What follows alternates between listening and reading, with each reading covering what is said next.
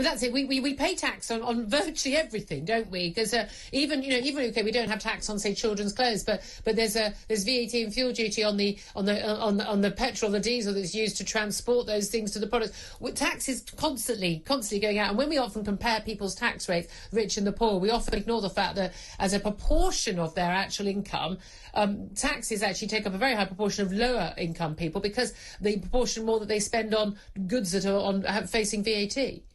Yeah, you're exactly right, Julia. I mean, I think the government really needs to start having an honest conversation with us about how much we're being taxed, right?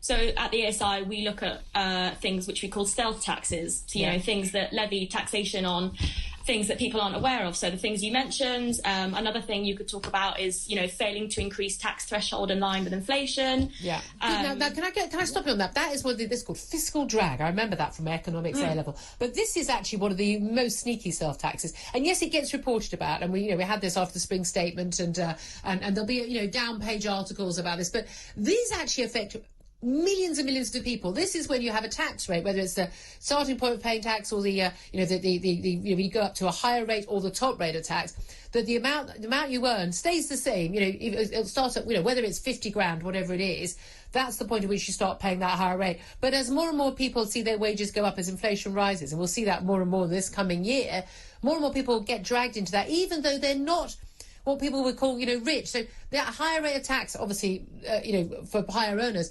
But a lot of those people will be doing very ordinary jobs. They won't consider themselves to be well off. They'll be the sort of people who are saving up for a summer holiday, and yet they're paying a tax rate which was meant to be for millionaires.